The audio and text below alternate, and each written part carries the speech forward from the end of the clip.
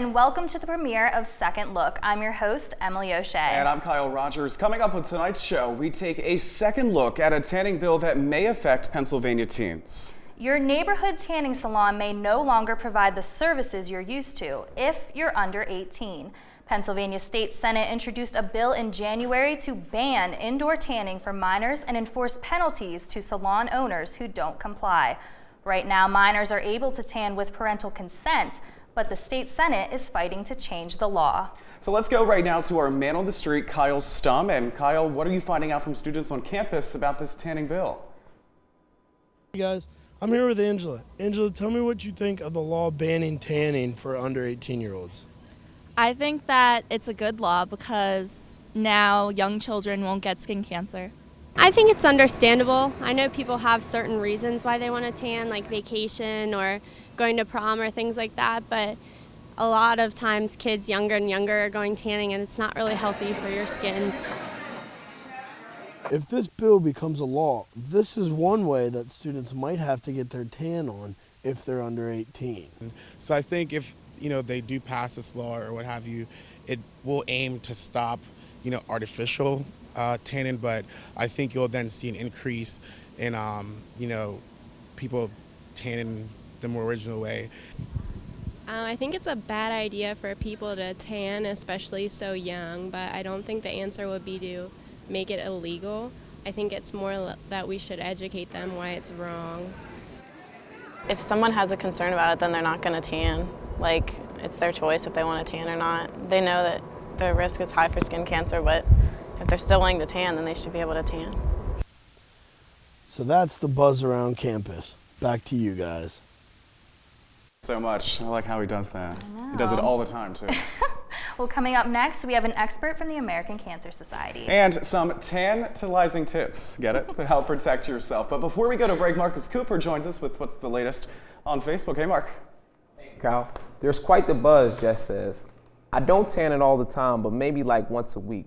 One, because I like having a slight amount of color/glow. Also, it seems to help me with my mood. Danielle posted, I use a tan 4 to 6 times a week. 15 minutes in the bed is much easier than an hour in the sun. I started to get sunspots and it was expensive. Haven't done it in years. Join our conversation by going to facebook.com/SUTV News or on Twitter at SUTV News #349. Give us your feedback.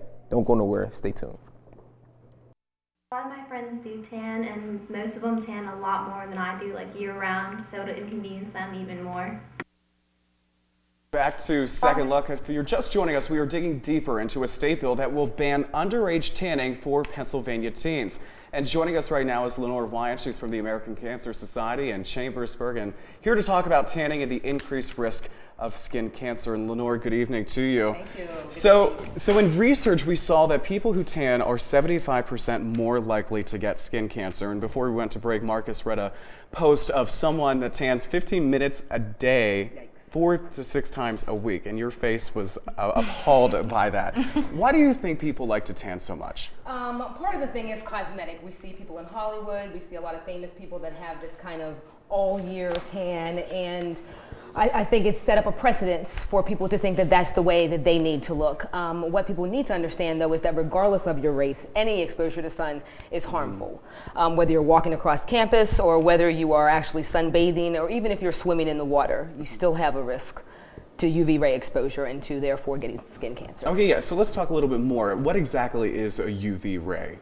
Well, UV rays come from the sun, or they also can come from your tanning beds. It is a level of light that our skin is exposed to, and the more that you're in that UV ray, the higher risk that you have. So for people who start tanning when they're, say, 14 years old, then when they're reaching their 30s, we're seeing statistics that show that they're getting an increased rate of skin cancer. Okay, and why is it important to specify with the Senate Bill 349, it's for people only under 18? Why? Yes. Just under 18? We were looking at parents that were taking children in that were the age of 14, that were very young, and then consequently, as they hit their early 30s, late 20s, they were having problems with their skin. So people who had in fact tanned for 9, 10 years, which doesn't seem like it's that long in terms of your time, have had such excessive exposure, just as the person that you said, multiple times a week tanning in the tanning beds, laying out multiple times. And that just increases your chances. The more protection that you have from your SPS of at least 15, you're going to be protecting your skin. And you need to do that all day, every day. And again, as I said, regardless of your race or ethnicity, you should be using sunscreen. And every day, I mean, we're talking like winter too when it's snowing. Exactly, exactly. Anytime that the sun is out or even when there's cloud cover, you're still being exposed to UV rays.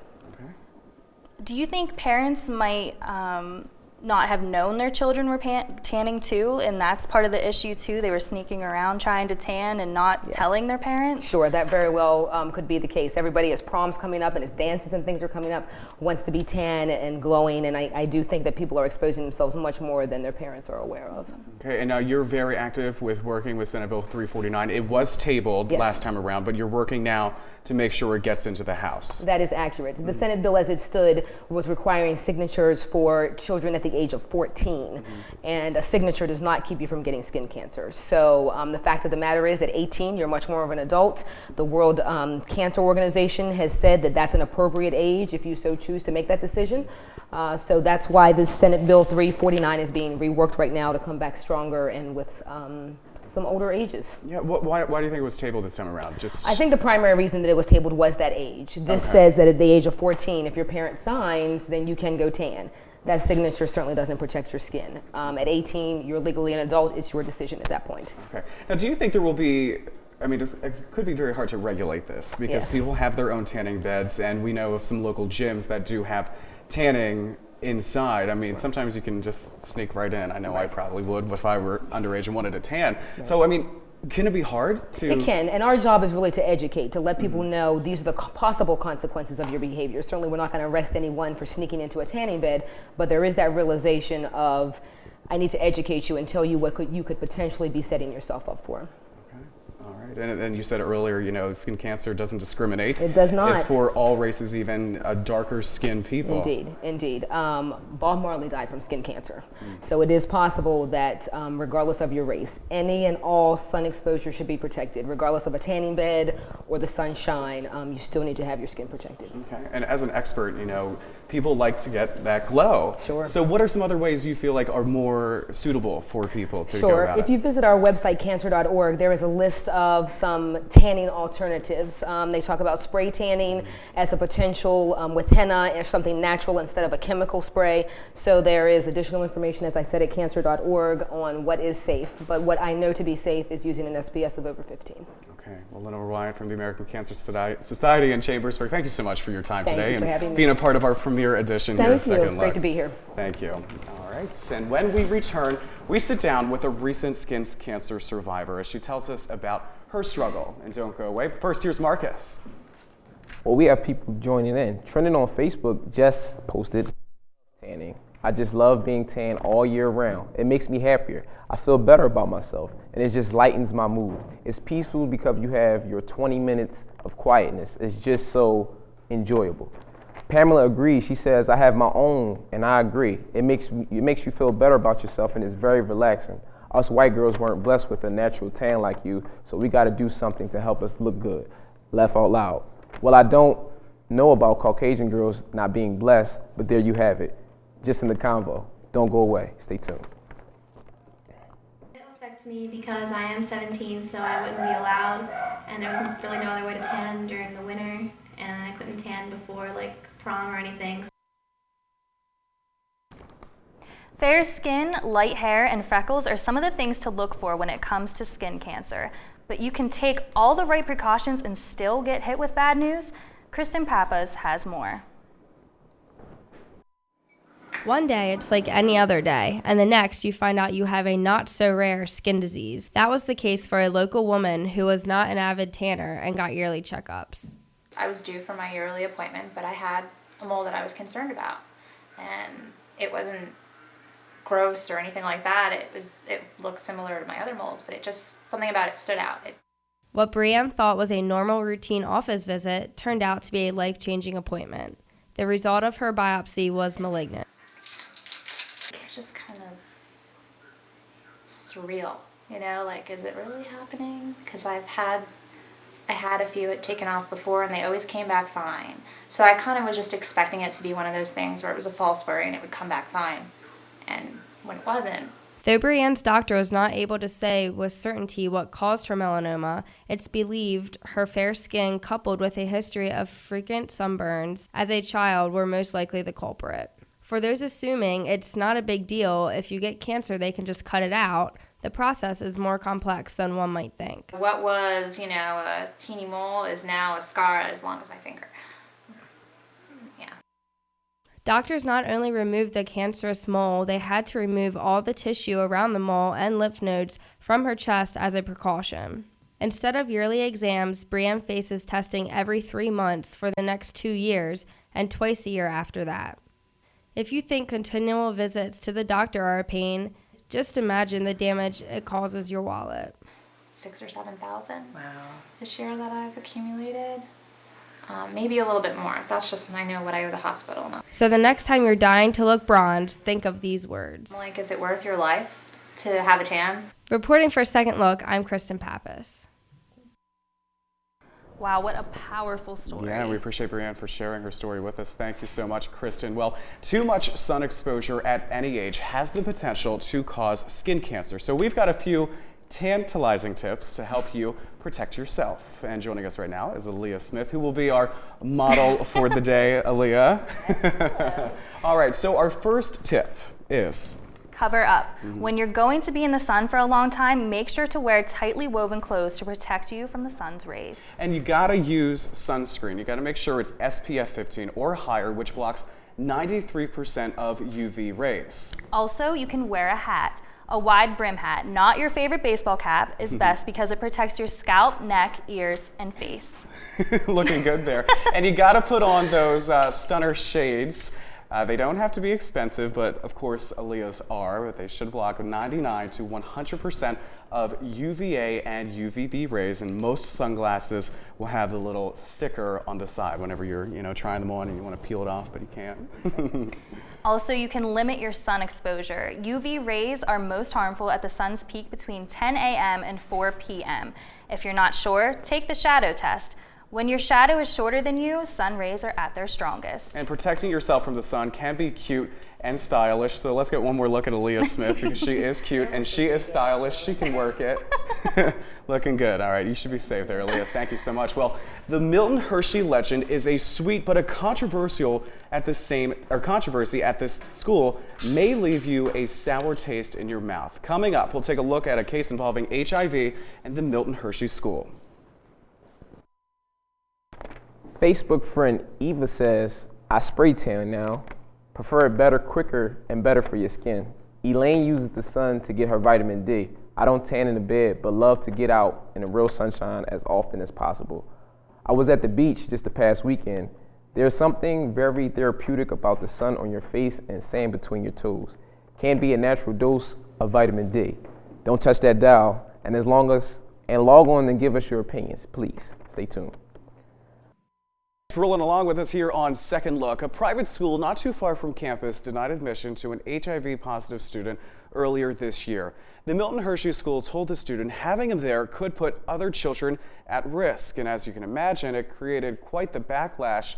And then in a lawsuit, the school paid the 13-year-old boy and his family about $700,000 in a settlement, and the Milton Hershey School reversed its policy to have more HIV issues be more aware. So joining us today is Zach Rivera. He's a SHIP student who was a Milton Hershey School alum. And Zach, thanks so much for coming here today.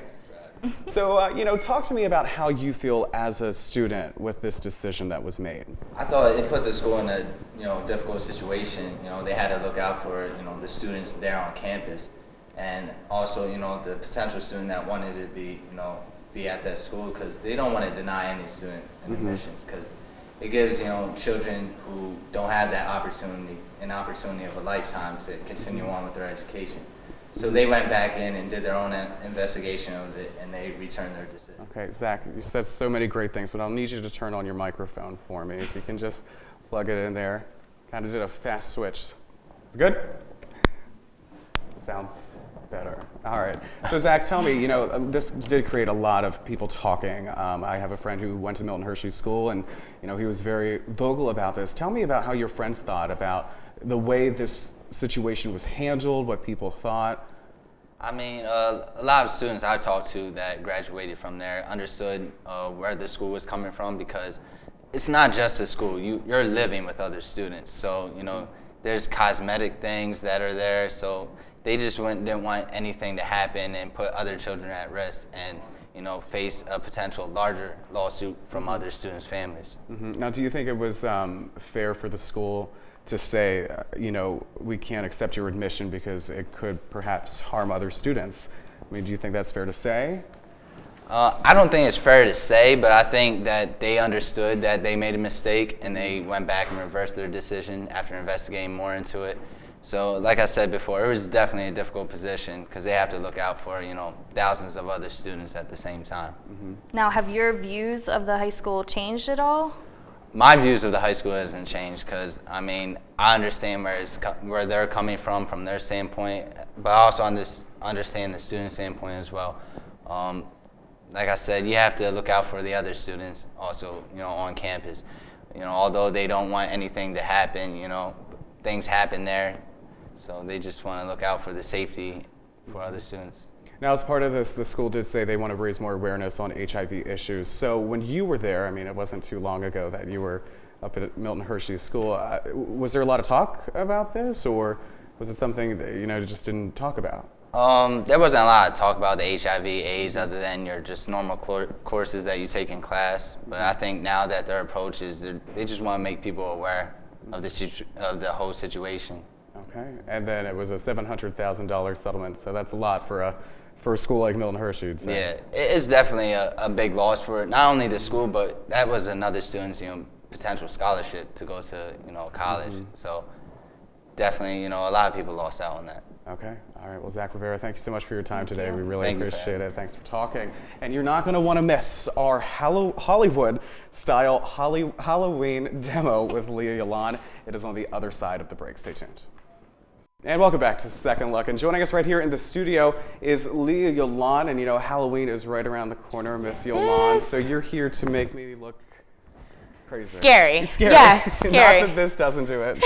So, all right. So what? You're cute, Kyle. Come on. Leah, come on now. All right. So what are we doing? All right. Well, we got some fun stuff. Halloween is all about having fun and make believe and you know, doing fun things. So I want to show you how to do your makeup on a budget. Okay. Because you know the economy's bad right now, and we need to do all we can. And what's this say here? $250? Yeah. That's not bad. $249. $249. Yes. Yeah. And I got this from Ollie's. It's just really, really simple makeup. It has everything that you need to make all the scary faces. So we're gonna make you look a little scary. Okay. So the first thing that you want to do, you kind of want to lighten the face. So I'm gonna use a little white under the eyes. We're just gonna make your eyes look scary. Do you ever see that episode of Ellen where she's with Sofia Vergara and does that, puts makeup on and she's not looking? That's what I feel like. Is that what you feel? It ended up like a train wreck, so. This will be great. Okay. And this is just something fun that you can do. I'm not a professional makeup artist. I just like to have fun with the makeup, you know. And anybody can do this at home. You can do it with your kids or do your husband or whomever. Okay. All right, we got a few more seconds left here. All right, and then you just want to put some dark under to make it look like ghostly. Ghostly. Yeah. I'm already albino enough. We're going to give you a little color now. Okay. Well, Leah's going to continue working on me. Leah, thanks so much for this. Good Absolutely. idea. And thank you for joining us for this premiere edition of Second Look. A special thank you to our guests, Lenore Wyant and Zach Rivera. Emily O'Shea, come on up here. On the next episode, we'll be talking about parenthood and the college student. Until next time, have a good one.